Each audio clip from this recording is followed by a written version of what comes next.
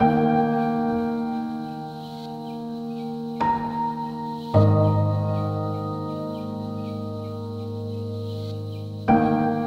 we're afraid of time and how things change, and it's often moving really fast. So to think about time on the scale of my garden and how it'll be 5 years or more before I see a difference in some of the things that I'm doing, and that level of patience in what you're creating is different than I've thought about before.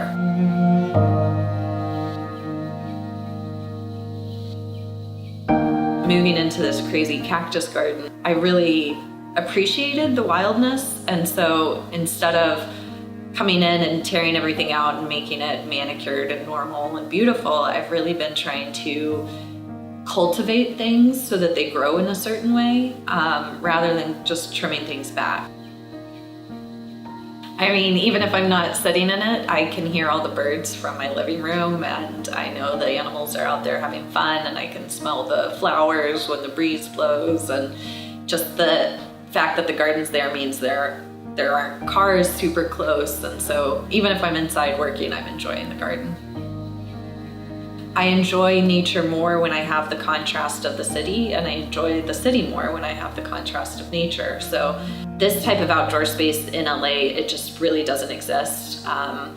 People come by and they say it looks like Joshua Tree, it looks like, you know, you're in the middle of the desert in certain sections, it looks like you're in Palm Springs in other sections, and it just doesn't exist anywhere in Los Angeles unless you're a millionaire, and obviously I'm not yet. I associate bright, light-filled rooms with creativity and energy and getting things done. So a room with perfect lighting to me is like, it's amazing to work in. Like, I know that all of the paint colors that I mix are gonna be just right on no matter what. I originally started painting just because I wanted to put things on my walls, and I was poor and I couldn't afford original artwork, and so I wanted something colorful, and I just started painting. And the first series that I did were these girls in panties, and I did them because I liked how it looked. I liked the colorfulness and the sort of graphic simplicity. I have a background as a graphic designer, and so they were very bold and graphic and bright.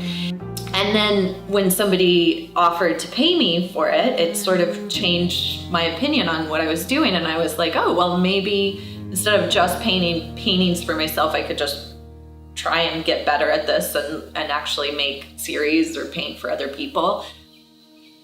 As a creative director in advertising and marketing, I get briefs, and I have to sit within a box, and I have constraints, and I have a budget, and I have desires from the client that I have to meet.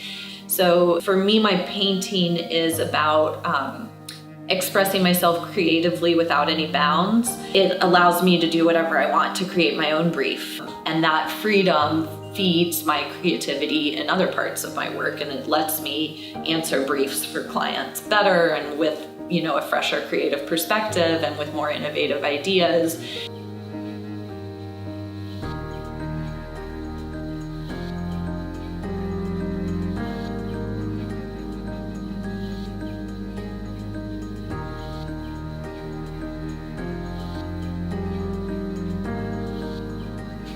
I think creativity is something that everybody has. We just don't always know how to feed it.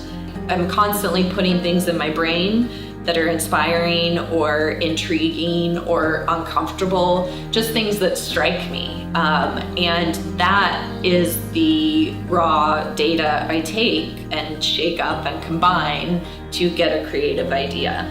The trick of creativity is just making sure that you're aware enough of those things and how to be re-inspired by them to come up with an idea.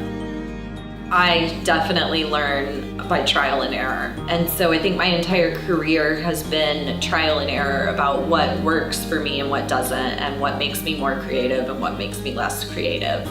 And so there's been all of these side benefits that I didn't even realize would sort of come out of just that confidence that I have in knowing what makes me the most creative person.